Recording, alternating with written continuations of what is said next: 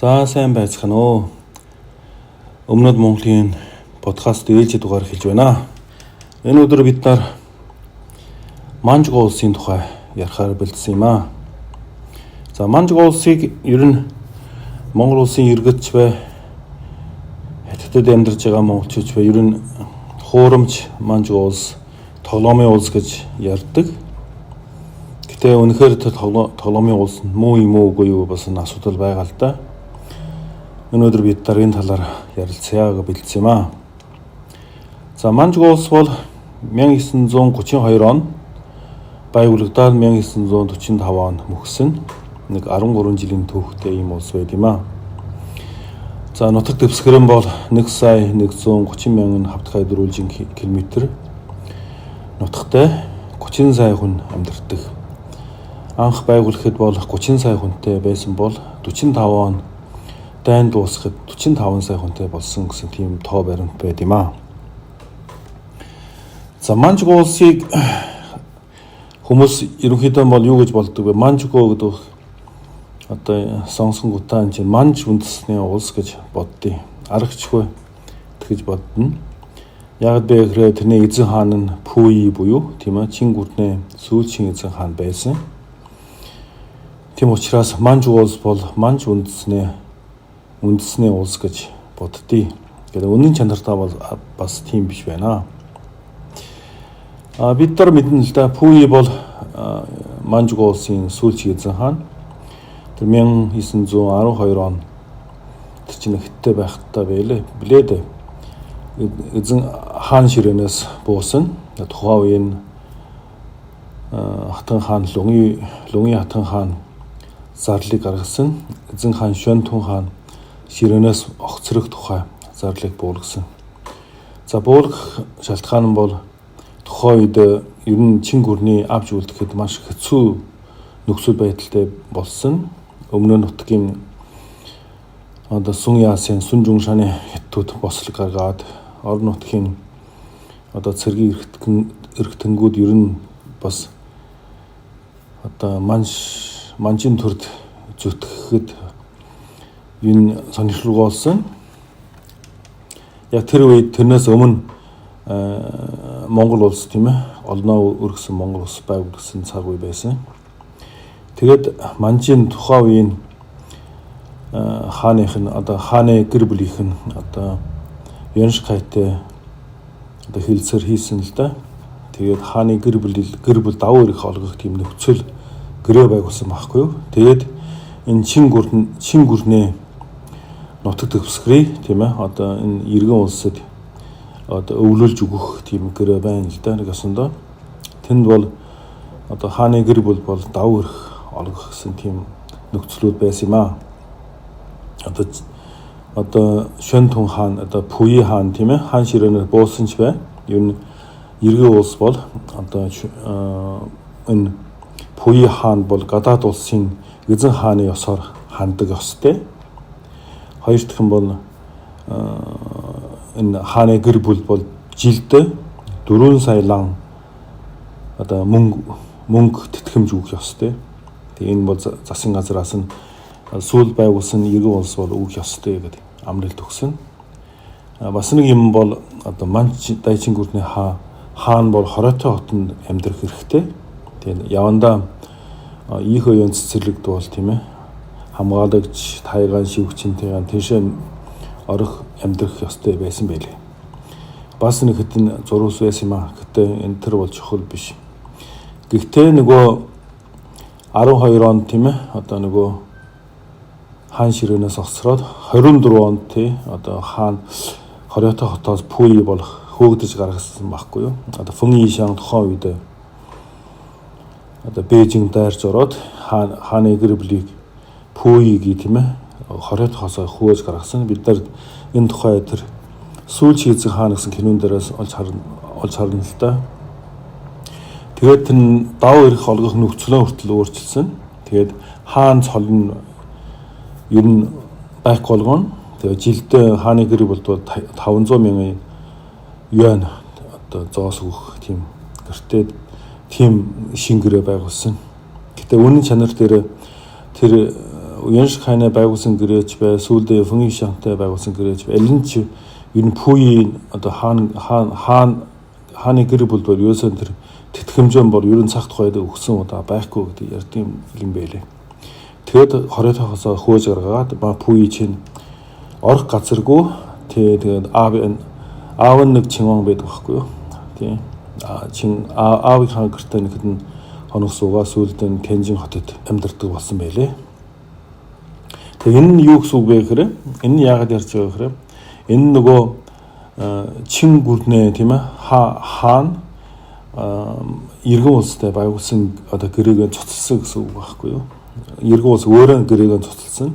Тийм учраас одоо чин гүрэн хаадууд бол одоо уугар нутагтаа Манжуур гэдэг нутагтаа очиод тийм ээ үндсэн нутагтаа очиод улс байгуулах эрх нь нэгдэж байгаа.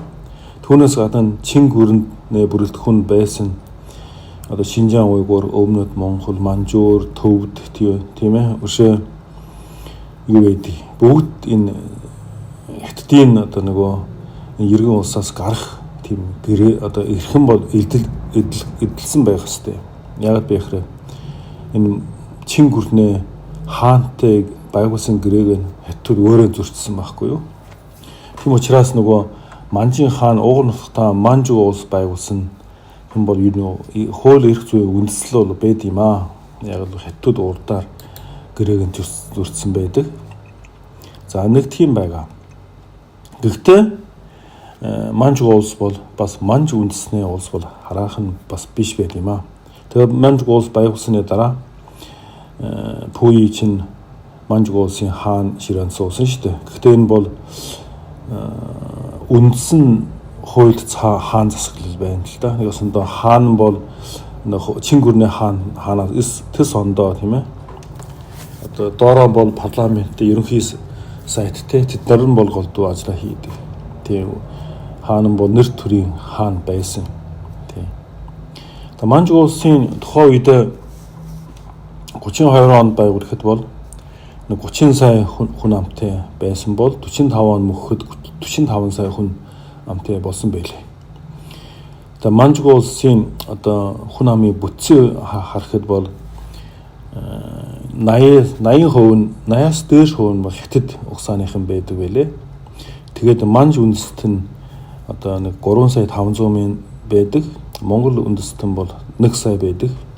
Тэгээд Япон хүн бол 2 сая, Солонгос хүн бол 1 сая 500 мянган орчим байд юм байна. Түүнээс гадна Манжуу улсын нутаг дэвсгэрт бол ерөнхийдөө бол Оросууд бас 100 мянгатай байсан. Еврейчүүд бол 20-30 мянган хүнтэй байсан байлээ. Тийм учраас нөгөө Манжуу улс бол Манж үндэсний үндсэн улс биш. Харин 5 үндэсний улс гэж анх тэгэж нэрлэж эхэлсэн. 5 үндэсний их найрамдлын улс гэж тэгэж байгуулсан байлээ. Манж, Монгол, Хятад, Япон, Солонгос гэдэг 5 үндэстэн. За энэ улсыг байгуулахад бол зөвхөн 32 он гэнт одоо байгуулагдаагүй. Энэ бол Манж чин гүрэн одоо мөхснээ дараа Манж Монголын тусгаар тогтнолын хөдөлгөөн гэдэг хөдөлгөөн бол ер нь Манж язгүрт нь Монгол язгүрт нь Хятад төшмөл дарга нар бол ер нь хамтарч хийдэг байсан. Ерөөсөө Манж Монголын тусгаар улс болгох тийм хөдөлгөөн байсан. Энэний хамгийн том төлөөлөл бол одоо нөгөө хэн байна л да. Сүү Чинван Шан Чи гэдэг Манж хүн байдаг. Энэ одоо Хятад бол хүмүүргөө мэддэг байна л да. Кавасима Yoshiko гэдэг Чондо Фангз гэж Хятад гэж нэрлэдэг. Тэрний эцэг нь бол энэ гол санаачилсан хүний нэг. Түүнээс гадна Манжуу улсын ерөнхий сайдаар ажиллаж ясан Жэн Шоуши гэж манай Пүүигийн багш байсан хүн. Тийм. Түүнээс гадна манай Монгол Харчин гүнсэг норов тэгээд нэг Харчин гүн Баавжав чинь тухайн үед Монгол улс байгуулах гээд хүчин зүтгэж ясан шүү дээ. Сүүлд нь Хяахтын гэрээнээс хойш бол нэгдсэн Монгол улс байгуулах эрхгүй болоод өөр Монгол бол Хятадын иргэн улсыг үлдсэн учраас Баавжав бол энэ Манж Монголын тусгаар тогтнолын хөдөлгөөнтэй нэгдээд тэнд ер нь хамгийн том одоо цэргийн хүчтэй жанжин байсан. Тийм. Тэгээд Манжуг улсын далбаа бол ерөнхийдөө 5 хүнтэй байдаг шүү дээ. Үндсэн суурин бол шар хүнтэй. Энэ бол манж үндэсний бэлэгдэж байгаа. Тэгээд цагаан хүн байдаг. Цагаан хүн бол Монгол, улаан өнгөн бол Япон, хөх өнгөн бол Хятад, хар өнгөн бол Солонгос. Тийм. Ийм нэг 30 сая хүнтэй, тийм 1 сая 130 мянган хавтгай дөрвөлжин километр нутагтай ийм улс байсан юм аа. Гэтэ хүмүүс бол Манжугуудын тоглоомын улс яагаад бэ гэхээр Конти армийн дэмжлэгээр улс байгуулсан гэдэг юм байлээ. Тэр нь ч зөв л дээ. Конти арми бол дэмжлэгээр бол Манжуг улс байгуулсан бол түүхийн үнэн.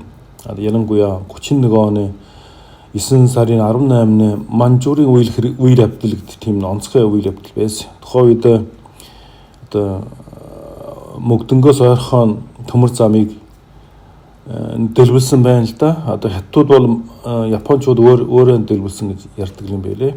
Харин одооны судалгаагаар хятадууд өөрөө дэлбэлсэн гэж ярьдаг юм байлээ. Янз янз ярьдаг. Энэ бол бүрхэг байдгийг. Гэтэ юу дэлбэлээд хамсуу Конти арми чинь угаасаа энэ Манжурын төмөр замыг хамгаалдаг тийм security маягийн цэргүүд байдаг байхгүй юу? Анх бол ерөөсөө 10 мянгаас хөзөж байгаа 10 мянгаас илүү байгаагүй тийм цэргүүд байдаг. Одоо нэг осондоо Оросын нөгөө Вагнер шиг тийм цэргүүд байхгүй security тийм том бүлэглэл байдаг. Анх бол Японы цэрэг анх бол тэнд байгуулсан. Сүүлдээ бол тэр нутгийн одоо төмөр замын хамгаалдаг цэрэг болоод тий бараг компани цэрэг болсон шахуу тийм цэргүүд байдаг байхгүй юу? Ягаад Конти арми гэж энэ Конти арми гэж ягаад ингэ нэрлсэн бэ гэхээр Конт бол ерөөсөн одоо Гуандунжоу гэдэг тийм одоо муж байсан тухайн үед. Тухайн үед чинь одоо Оросууд бол анх бол тэр Лёдунгийн хойг дээр бол Лүшүн Далины бол тэмээ эзэлдэг байсан одоо эзэгнэд байсан бол сүүлд нь 1904-5 оны дайнаар Япончууд ялгадаад тэр Лёдунгийн хойгийг бол Япон авсан. Тэгээ Япон тэнд одоо Гуандунжоу гэсэн тийм муж байгуулсан. Контун муж байгуулсан.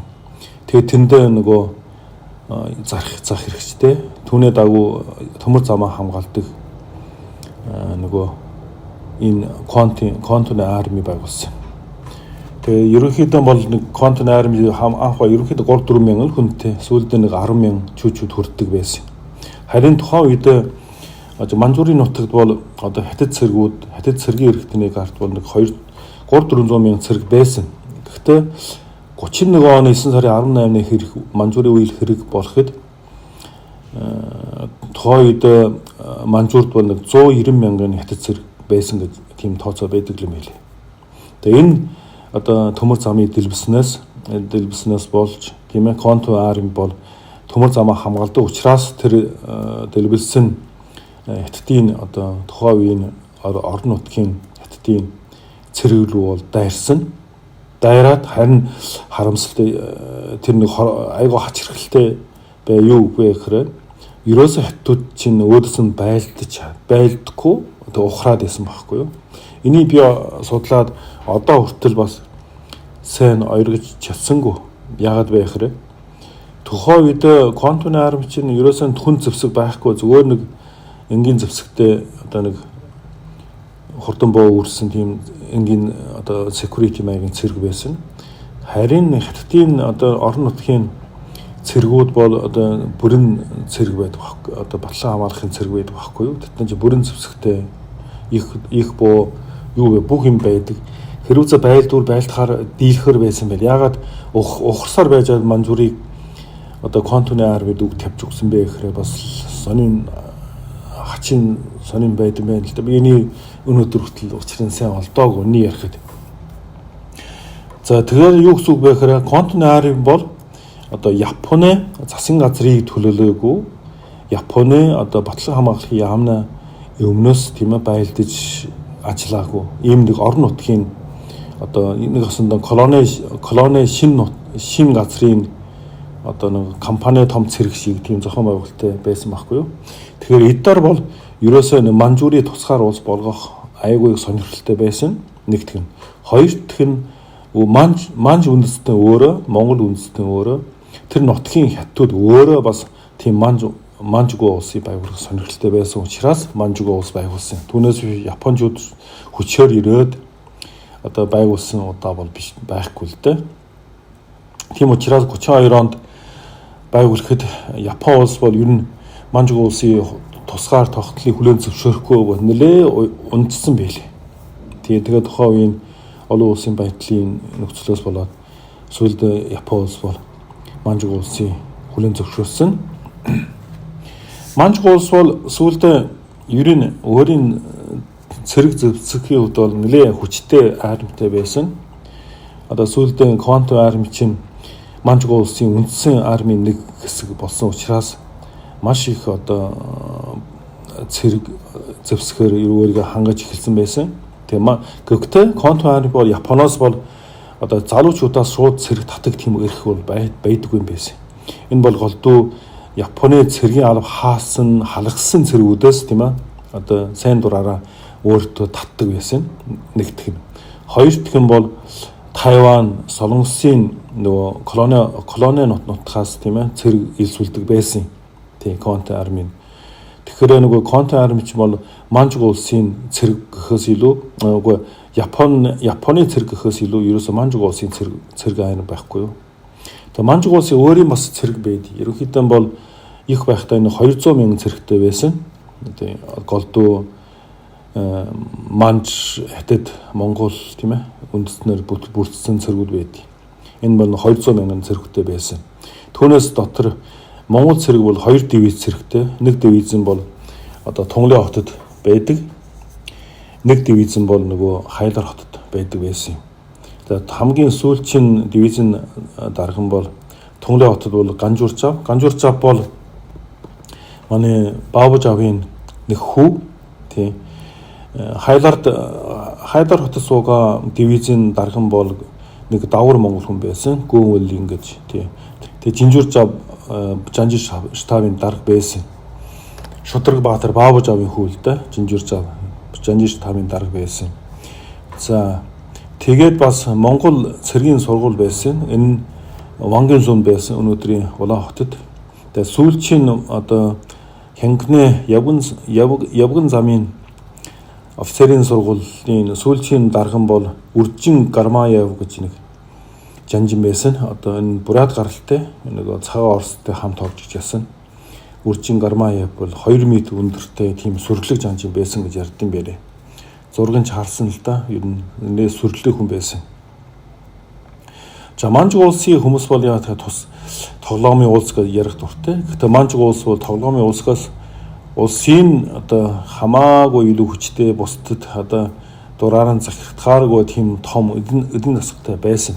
Тухайн үед 45 оны байдлаар манжгүй улс бол ер нь Япон улсаас тийм ээ том эдийн засагтай Азад дама тэргүүн том эдийн засагтай улс байсан. Дэлхийд бол 4-р байранд ордог байсан гэж байна да. Зөвхөн Америк зөвлөлт Английн дараа 4 дахь том эдийн засагтай улс байсан гэдэг юм билээ. Манжгүй улсын эдийн засаг бол ер нь тал бүрээр хөгждөг байсан. Яг бол манжуурийн нутаг бол маш баян чинэл учраас хөдөө аж ахуй маш их хөгждөг байсан. Орчин үеийн техник, технологи, цагаан будаа, эрдэнийн шиш юу гэдэг тийм ээ, улаан шиш гэд бүх юм тариалдаг байсан. Буудаягаас авахлаа. Маш их хөгжилтэй. Одоо нэг 30 сая хүнээ манжгүй улсын 300 сая хүнээ хүнсийг бэлтгэдэг байсан гэх тийм тооцоо гардаг байсан да.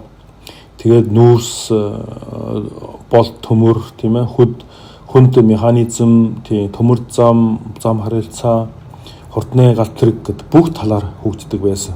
Тийм ер нь дандаа Аз дама тэргүүлдэг байсан л да.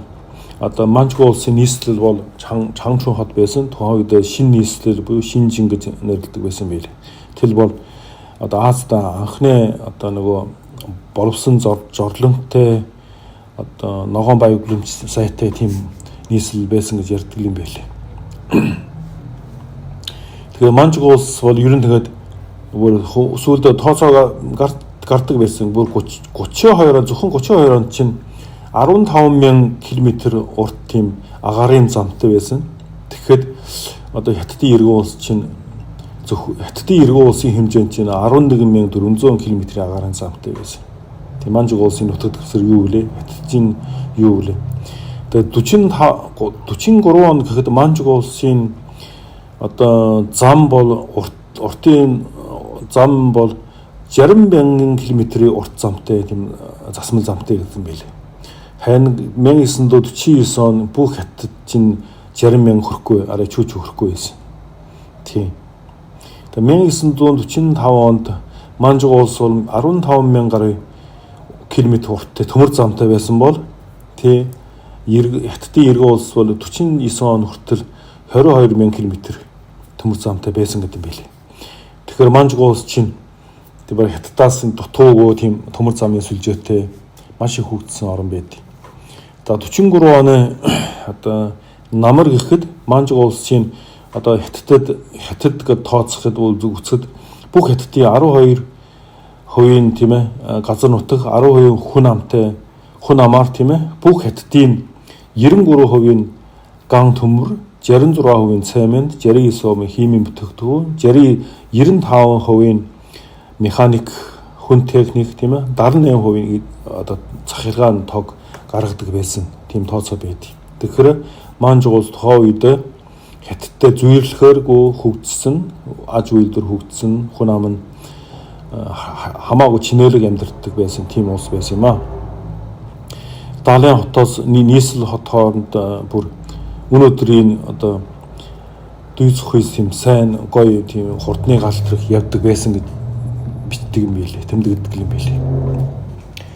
Манжуг улсын гадаад харилцаа бас маш их өргөн хүрээтэй байсан. Манжуг улсын тухайн үед баягуулахад бол Америк англичууд маш их дург өцдөг учраас ерөөсөө энэ улсыг хүлээн зөвшөөрөх болохгүй гэдэг тийм уриалдаг байсан. Гэхдээ 43 онд тухайн үед ерөөсөө 80 төр улс байсан бол тийм ээ одоо бүх улсыг нийлүүлээд одоо 80 төр байсан бол Манжуг улстай 23 улс нь дипломат харилцаатай тийм улс байсан.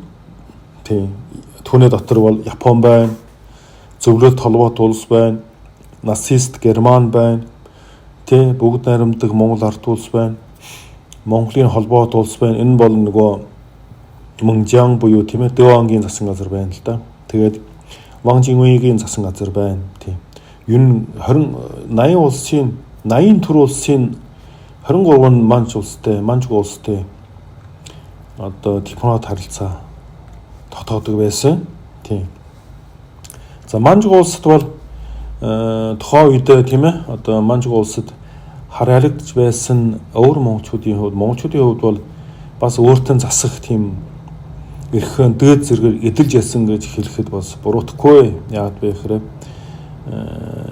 Монгол хошуудын дөрвөн одоо мужтай байсан. Одоо хангинэ өмрөд муж, хангинэ өмнөд муж, хангинэ зүүн муж, хангинэ баруун муж гэж ер нь дөрвөн мужтай байсан. Энийг бол ерөнхийдөө сүүлд нь хангинэ ерөнхий муж гэж нэрийн доор тийм ээ Манжуг улсын засаг харахаанд явж байсан. Хангинэ өмнөд муж бол өнөөдрийн Хөлбөмбөр аймгийг хэлж байгаа байна л да. Хөлбөмбөр аймаг чинь одоо зүүн шин баргийн зүүн хошуу, шин баргийн баруун хошуу, хуучин баргийн хошуу, эргүнэ хошуу, хайлаар хот, манжуур хот гэх мэт газрыг тухайн үед хангинэ хойд мужид, өмнөд мужид харьяалагдж байсан. За хангинэ өмнөд муж бол одоо өнөөдрийн одоо Тунлаа хот тий Тунлаа хот одоо Жирим аймгийн бүх хошуу нутгийг багтааж ирсэн. Тухайн үед бол мужийн төв бол Вангийн сүм байсан. Одоо Вангийн сүм чинь одоо өнөөдрийн Хангай аймгийн төв Улаан хотод байсан. Одоо энэ одоо мужид бол хөрөө хошуу, хорчны бүх хошуунууд тий залайт хошуу бүгд энд хамаарагдаж байсан. Тийм. Тэгээ хангины зүүн хошуу, зүүн муж бол одоо өнөөдрийн залан айлд байдаг байсан. Энэ бол голдуу голдуу дагуур тийм ээ одоо дагуур өвөнг дагуур хүмүүсийн хошуу нутгийг голдуу хамаардаг байсан да. Бутхаа хошуу, Арван чи, Морин даваа хошуу гэдэг гэх мэтийн хошуунуудыг бол энд хараалгаж байсан.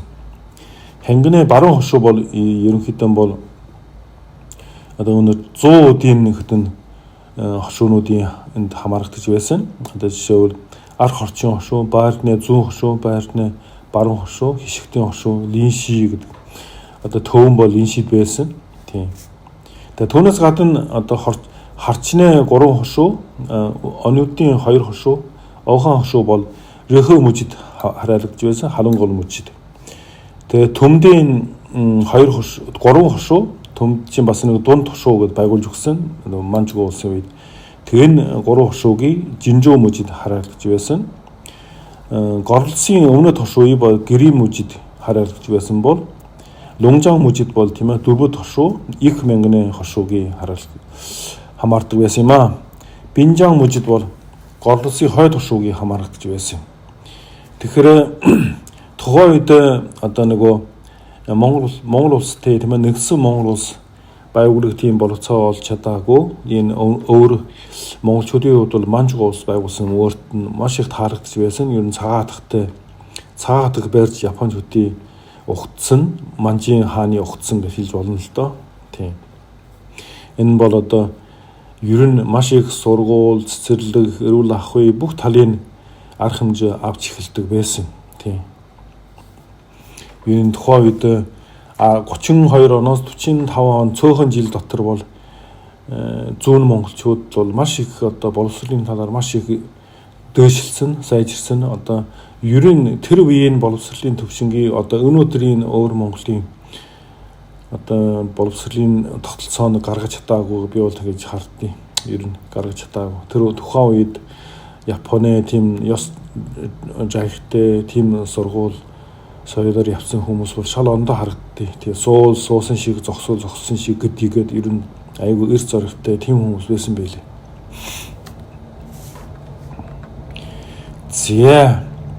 Тэгээд дараа бид нар Манчгуу улсын бас нэг сонирхолтой юм ярих ёстой. Манчгуу улс чинь одоо нөгөө Манч үндэстний улс гэж биш боловч одоо Манч үндэстэнгүүд бол энэ улсыг сэргээж барихад бол байгуулахад бол маш их одоо хүчин зүтгэж байсан. Одоо энэ дээр нэг дурдчихсан тийм ээ.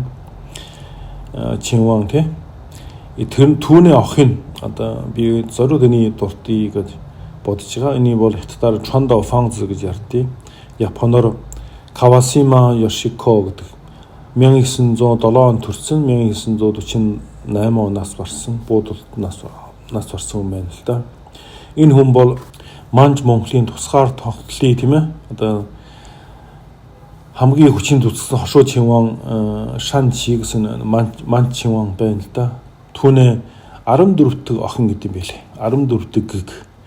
Тэгэд 7 настай байхад нь маань аав нь тийм ээ Кавасима Нанива гэсэн тийм одоо самурай тий охиноо үргэж өгсөн. Тэгээ Японд явуулсан. Тэгээ Японд дэрэн бол Кавасима Ёшико болсон байхгүй юу. Тэгээд энэ хүн юу Манчгуу улс байгуулахад бол эр хүнээс илүү хүчин зүтгэсэн. Тэгээ сүүлд өөрөө бол эмэгтэй хүн тий. Гэхдээ ер нь сүүлдээ бол үсэн одоо эр хүн шиг засаад тийм ээ одоо саван буулгасан гэж ярьдсан байлээ. Тэгэхээр ерөөсөн Манчгуу улсыг байгуулахад энэ цорын ганц тийм одоо мөрөөдөл байсан учраас муу хүн эр хүн шиг л явдаг байсан. Эр хүн шиг явдаг байсан. Гэтэ анх бол Манч Монголын тусгаар тогтлыг тийм ээ одоо гаргаж яхад бол манай хин Баавжаа гүн бол маш их хүчин зүтгэж байсан учраас ер нь Баавжаагийн гүнгийн нэр хүндийг тийм ээ бас Манч монголчууд дотроос одоо ашиглах өргөхийн төлөө энэ Кавасима Ёшико бол Баавжаавын хүүтэй 27 он бүр гэрлэлдэг байсан. Тэг Ганжуур завтай гэр бүл болоод Ганжуур завын Тунгарын хотод амьдардаг 2-3 жил амьдардаг байсан байлээ. Тэгээ манч энэ Кавасима шиг хожин маш их мундаг тагнуулж ер нь эр хүнээс илүү тийм тагнуулж ер нь хятадын түүхэнд бол маш их домог шиг хүн байсан байл. Тэгээ энэ олон ном зохиол байдаг. Япон хэл дээрч ном байдаг, хятад хэлээс ном байдаг. Тэгээ сүүлд нь 45 он дайнд дуусны дараа мэн хүний бол тэгээд баривчлаад одоо сүүлд нь энэ чинь нөгөө уул нь яг хэвээр энэ чинь Японы иргэншилтэй хүн л дээ. Тэгээд тэр үргэж авсан аав нь энийг Япон хүн гээд Японы иргэншилтэй хангалттай тийм бичиг баримтан гаргаж өгөө учраас май хүн чинь хятадын одоо ураг хүчтэй нэрээр энийг цаазаар авсан байлээ. Тэгээ маш харамсалтай. Энэ маш гайхамшигтай тийм тагнуулж байсан. Тэр ер нь Шанхай Япончууд Шанхай дайрахад маш их ажиллагаа хийж ясан. Тэнжин хотод, Бээжин хотод маш их тагнуулын ажиллагаа явуулжсэн юм гайхамшигтай юм эмхтэй байсан юм аа. Тийм. За манчин одоо ер нь бас нэг дурдаг ёстой хүн бол бас нэг манжгоо улсын хамгийн нэртэй жүжигчин, дуучин байсан. Хятад нэр нь Ли Шанлан гэж ярьдیں۔ Япон нэр нь бол Yoshiko Yamaguchi гэдэг. Энэ бол Манжгоо улсын Фүнтэй мужид төрсөн. Аав нь бол ер нь уурхайд ажилладаг байсан. Тийм ер нь Японоос Манжгоо улсад шилжиж ирсэн ийм хүмүүс байдаг. Энэ бол Манжгоо улсын тухайн үеийн хамгийн том од байсан. Одоо тухайн үед олон кино тоглодог байсан. Тэгээд сүүлдээ од болоод Хятад, Манжгоо, Япон энэ гурван улсын дунд бол ер нь нэлээ бужигнуулж явдаг ийм мундаг, маш их царайлах, маш их гоё дуулдаг юм хүн байсан. Тэгээд энэ хүн бас 45 он баривчлагдаад яг цааз авахын даваан дээр энэ хүн чинь Японы иргэн гэдэг утгаараа энэ чам сүлдэн Япон руу буцаасан байхгүй юу. Тэгээд сонин түүх ярихад энэ хүн чинь бүр 1974 оноос 1992 онд тийм ээ Японы одоо сенатын гишүүнээр 3 удаа сонгогдоод 18 жил сенатын гишүүн байсан тийм сонин түүх байт юм билээ. Энэ хүний дуугийг манай нэвтрүүлгийн дараа тавих хаа болж байгаа. Тийм маш гоё дуулдаг, гоё дуу дуулдаг байсан. Тийм. За Манжгоо улсын түүхэнд бол сонин түүх бол байгаа л да. Жишээл одоо манай хангины Өмнөд мужийн Линшин мужийн даргийг бол 36 онд бол цаазалсан. Туслагтай нэлээ 5-6 монголчуудыг бол цаазалсан. Энэ бол голдуу мэн хүн бол ер нь хангины муж руу тийм ээ одоо Япон юм уу Хятад юм уу тийм цагаачдыг оруулахгүй гэсэн хатуу бодлоготой байсан. Тэгээд бас Япон хөлийн Манжгоо улсын төрийн хэл болох юм бас эсэргүүцдэг байсан. Тийм. Бас нөгөө Японы одоо катерууд тийм Монгол хошууны эрх мэдлийг тийм ээ эзлэх ёсгүй гэдэг эсэргүүцдэг байсан байл. Тэгэхээр энэ сүүлдээ бас Монгол юм уу зөвлөлттэй ер нь нууц хуйлдаан байдаг гэдэг нэрээр энийг баривчлаад цаацсан байлээ. Тухайн үедээ бол монголчуудын дунд маш их сэрт хийсэн тийм хэрэг байсан гэдэг юм байл. За тэгээд Манжгоо улс чинь одоо нөгөө халах голын дайн 39 оны дайн гэж ярьдаг байсан шүү дээ. Сүүлдээ нэг халах сүм юм юу вэ? Тэр газар нутгийн булаацалтай хоорондоо тийм ээ дайн хийсэн явахтай. Энэ бол яг өнөөдөр харахад энэ тухайн үед энэ Япон Монгол руу дайрсан биш. Ерөөсөө Манжгоо болоод бүгд найрамдаа Монгол ард улс тийм ээ. Ерөөний хилийн одоо маргаантай хэсэгт тийм ээ зөрчил гаргаад хоорондоо дайн хийсэн. Тэгээд Квантуны арми Манжгоо улсын үндсэн арми учраас оролцсон. Тэгэхээр цаана зөвлөлтийн одоо улаан арми бол Монгол улсын дэмжихөөр ирж байлцсан. Ийм л одоо хилийн мөргөлдөөн цэрэг одоо дайн болсон байна л да. Одоо хэн зөв хэн буруу хэлэхэд хэцүү нэ ярихад. Тэгээ тухайн үед бараг халахын хил дээр тэр нутг нь одоо Чиний, Миний гэд маргаан байсан багтаа тухайн үед тодорхой зааглаагаа учраас. За Манжгоо улсын ярьж байгаа юм чинь бас нэг Манжгоо улсын одоо 45 оны 8 сар чинь нөгөө дайн ихсэн шүү дээ. Дайн ихлээд зөвлөлт Монголын цэрэг урагшаанд дайраад тэгээд зөвлөлтийн сая 500 мянган цэрэг Манж улсууд цөмөрж ороод Манж улсын мөхөөсөн. Тэгээд зөвлөлт хийхэн бол коммунист намын хятадуудыг бол 100 мянган кадруудыг бол наашаа Манж руу оруулаад бүх одоо нөгөө контиан болоод Манж улсын цэргийн бүр нөгөө складыг бүгдийг коммунист намд өгдөг байсан. Тийм. Тэгээд Манжтын коммунист нам болоод одоо нөгөө Гоминдангийн нөгөө цэргүүд хоорондоо Манжурын төлөө байлцсан байна л да. Тэгээд 1948 оны 5 сарын 23-наас 10 сарын 19 хоног хүртэл тийм ээ 150 гаруй хоног энэ Чангчун чинь одоо өнөөдөр Чангчун гэж одоо тухайн үед Шинжин гэдэг шинэ нийслэл гэдэг байсан. Энэ хотыг төлөө байлдаан байсан. Тэгэхээр хятадын чөлөөлөх хайрын бол энэ хотыг 150 хоног одоо бүсэлж хорсон гэдэг юм байлээ. Тэгээ юу гэсэн үг вэ гэхээр Гоминдангийн цэрэг бол Чангчуны төвийг эзэлсэн. Чөлөөлөх хайрын бол хотыг бүсэлсэн.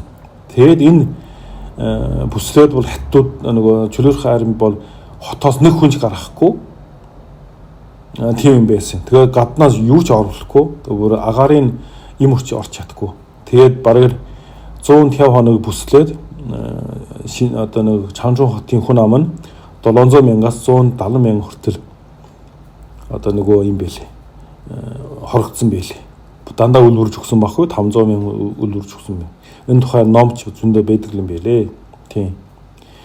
Тэгээд энэ одоо өнөөдрийн Манжийн сэргэн босгох тийм хөдөлгөөнийхэн бол энэ бол Манжуурийг тийм Манжуурийн ард түмний одоо аймаг устгах тийм бодлого юм аа гэдэг тэгээд тайлж илээ.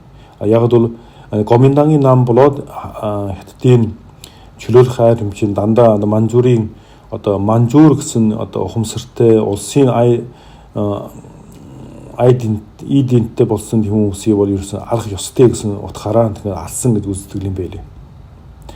За тэгээд коммунист нам хятадууд яагаад ингэж одоо нөгөө хятадын тиймээ төрийн одоо байлцж олж авсан бэ гэдэг тийм сонин түүх байд юм аа.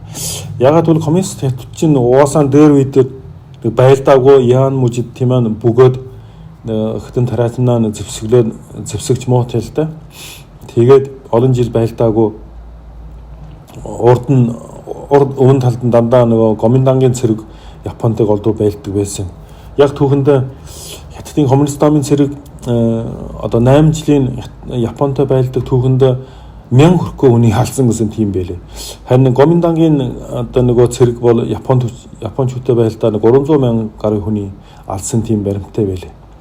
Тий. Тэгээд яагаад ингэж ийм дайн үтсэн Гоминдангийн цэрэг яагаад ингэ хятадын цэрэг одоо коммунист намын цэрэгд ялгсан бэ гэсэн бас сонин түүх сонин одоо тайлагдчихгүй тийм нууц байсан. Харин сүүлд зөвлөлтийн одоо сүүлийн түүхийн бичиг баримтыг одоо гаргаж авснаар энэ тайлагдсан байна. Яагаад бэ гэхээр зөвлөлтийнхэн бол тийм контуи арми болоод Манжго улсын төрийн цэргийг тийм ээ улсын цэргийг 300 мянган цэргийг коммунист нам хятадууд өгсөн байлээ. Тэгээд яагаад бол тухайн үеийн контуны арми бол Манжго улсын цэрэгчин бол хамаагүй нөгөө цэрэг шиг цэрэг байдаг хөө байлдааны чадвар сайтай ер нь боловсрол сайтай тийм цэргүүд байсан. Тэгээд түүнд 300 мянган олзны контуны болоод Манжго улсын цэргийг коммунист намд өгснөөрөө нөгөө хятадын коммунист нам чинь Гоминдангийн ялсан байхгүй юу. Тэгээд Манжурыг бүрэмс эзэлж авсан.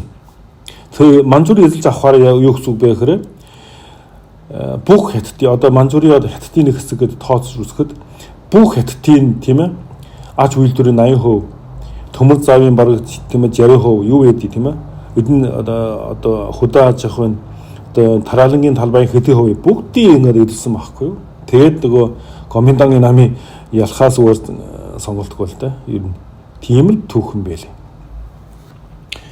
Тэгэхээр манай нөгөө хятадууд чинь тийм ээ одоо гэнт гарч ирээд Гоминдангийн одоо 4 сая цэргийг ялсан гэж ярьдаг штэ.